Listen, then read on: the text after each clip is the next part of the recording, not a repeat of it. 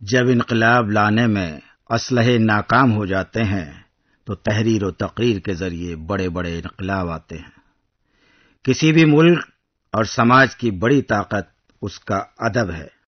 ہندوستان میں جس وقت مغل سلطنت کا زوال اور انگریزوں کا تسلط ہوا، اس وقت اردو زبان ہندوستان کی اہم اور مقبول ترین زبان بن چکی تھی۔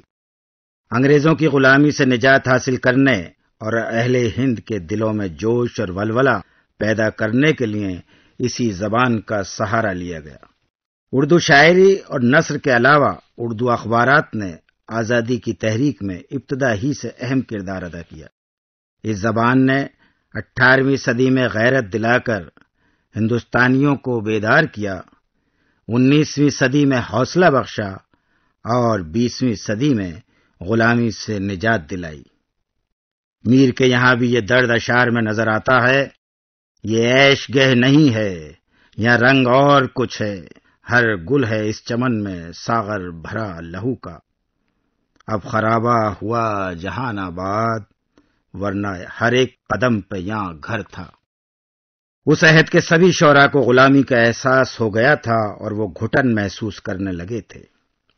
اسی عہد میں علماء اور دیگر مجاہدین آزادی نے بھی انگریزوں کے خلاف علم بغاوت بلند کیا اور اردو زبان کو عوام میں بیداری کے لیے استعمال کیا۔ 1757 سے 1857 تک اہل ہند کے دلوں میں آزادی کا جذبہ مسلسل پروان چڑھتا رہا، جو 1857 کے انقلاب کی شکل میں سامنے آیا۔ اگرچہ اس میں ناکامی ہوئی، لیکن غلامی کا احساس سب کو ہو گیا۔ اس احساس کو مزید تقویت شعراء اور ادبا نے دی۔ اردو صحافت نے بھی اس میں اہم کردار ادا کیا۔ مولانا محمد حسین کے والد مولوی محمد باقر نے اپنے اخبار دہلی اردو اخبار کے ذریعے عوام کے دلوں کو گرمایا اور ان کے اندر انگریزوں کے خلاف نفرت پیدا کرنے کا کام انجام دیا، جس کا نتیجہ یہ ہوا کہ انقلاب کی ناکامی کے بعد انہیں پھانسی پر لٹکایا گیا۔ سر سید اور ان کے رفقا بظاہر برطانوی حکومت کی حمایت کر رہے تھے، لیکن ان کا مقصد قوم کو بیدار کرنا تھا۔ بہادر شاہ ظفر کی گرفتاری اور جلا وطنی نے اہل ہند کو جھنجھوڑ کر رکھ دیا تھا۔ مولوی باقر کی پھانسی کے بعد صحافیوں کے حوصلے پست نہیں ہوئے تھے، بلکہ جدوجہد میں اور شدت آ گئی۔ نئے اخبارات شروع ہو گئے جنہوں نے انگریزوں کے خلاف فضا تیار کرنے میں معاونت کی۔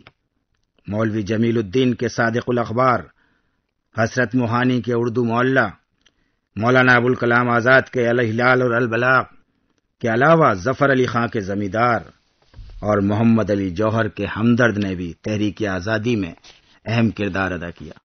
رجب علی بیگ سرور نے غالب کی طرح لکھنؤ کی تباہی کا حال اپنے خطوط میں بیان کیا ہے۔ حالی، شبلی، آزاد، اقبال اور دیگر شعراء نے متعدد نظمیں کہیں۔ مولانا محمد حسین آزاد نے جن کے والد کو وطن سے محبت کی سزا پھانسی ملی، باپ کی روش پر چلتے ہوئے حب الوطنی سے سرشار نظمیں کہیں اور ہم وطنوں کو حوصلہ دیا۔ یارو چلو چلو نہ کرو انتظار، تم کرتے ہو کیا امید یمین و یسار، تم میدان عزم و جزم کے ہو شہسوار، تم بڑھ جاؤ گے کرو گے اگر مار مار، تم چلا رہی ہے ہمت مرداں چلے چلو۔ اس عہد کے سبھی اردو کے شعراء اور ادبا ہندوستان کی سیاسی حالات سے متاثر تھے۔ شاعری، ناول اور افسانوں کے علاوہ دیگر اصناف میں بھی سیاسی حالات، غلامی کا احساس، انگریزوں سے بیزاری اور آزادی کی خواہش کی جھلکیاں نظر آتی ہیں۔ اسماعیل میرٹی، سرور جہان آبادی، اکبر الہ آبادی، چکبست کے بعد اقبال، جوش، ظفر علی خاں اور ترقی پسند شعراء نے اپنے قلم سے آزادی کی جنگ لڑی۔ ان شعراء نے وطن پرستی کے گیت گائے اور سرفروشی کی تمنا دل میں جگائی۔ اقبال نے اپنی شاعری کے ذریعے اہل وطن کو بیدار کرنے اور غلامی سے نجات حاصل کرنے کی مسلسل جدوجہد کی۔ بندگی میں گھٹ کے رہ جاتی ہے ایک جوئے کماب، اور آزادی میں بہرے بے کراں ہے زندگی۔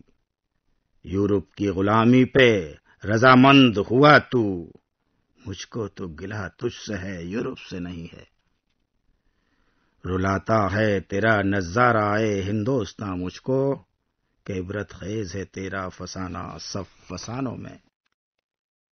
20ویں صدی کے اوائل میں ہندوستان کی آزادی کی تحریک شباب پر تھی۔ غلامی کی زنجیریں توڑنے کے لیے ہر ہندوستانی بے قرار تھا۔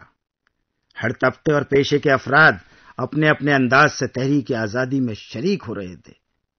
انگریزوں کے ظلم و جبر نے بے بس اور کمزور ہندوستانیوں کو زیادتی کے خلاف لڑنے کا حوصلہ بخش دیا تھا۔ اردو کے شاعر اور ادیب تحریک آزادی میں ہر طرح سے حصہ لے رہے تھے۔ پہلے حسرت موہانی اور بعد میں ترقی پسند شعراء نے جیل کی صعوبتیں بھی برداشت کیں۔ حسرت مکمل آزادی کے خواہاں تھے، جس کے لیے انہیں جیل میں چکی کی مشقت بھی برداشت کرنی پڑی۔ انہیں یقین تھا کہ انگریزوں کا ظلم اہل وطن کے اندر وطن کی محبت میں مزید شدت اختیار کرے گا۔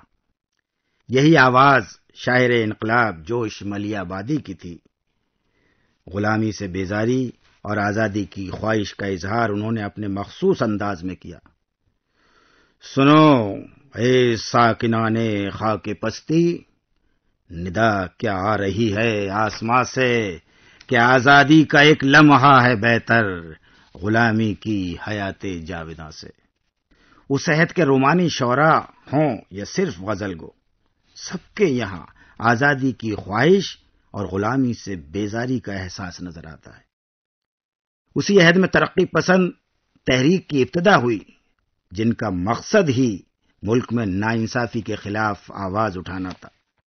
ترقی پسند مصنفین عملی اور قلمی طور پر پوری طرح سے آزادی کی تحریک میں شریک ہو گئے۔ ان میں بیشتر نوجوان تھے جن میں جوش اور حوصلہ تھا۔ انہوں نے ہر محاذ پر قلم سے مقابلہ کیا، جن کی وجہ سے انہیں سزائیں بھی برداشت کرنی پڑیں۔ انگریزوں کو صرف مجاہدین آزادی کا خوف نہیں تھا، بلکہ قلم کی طاقت سے بھی خائف تھے۔ پریم چند کے سوز وطن پر پابندی لگائی۔ ترقی پسند شعراء کو ان کی تصانیف کی وجہ سے قید خانوں میں ڈال دیا۔ سردار جعفری، فیض احمد فیض، مخدوم محی الدین، ساحل لدھیانوی، مجاز، جانثار اختر، کیفی اعظمی، اختر الایمان وغیرہ کے کلام نے ملک میں عوام کو غلامی کا احساس دلایا، جد و جہد پر آمادہ کیا، آزادی کی خواہش کو بیدار کیا۔ فیض نے کہا، لیکن اب ظلم کی میعاد کے دن تھوڑے ہیں، ایک ذرا صبر کہ فریاد کے دن تھوڑے ہیں، عرصۂ دہر کی جھلسی ہوئی ویرانی میں ہم کو رہنا ہے، پر یوں تو نہیں رہنا ہے۔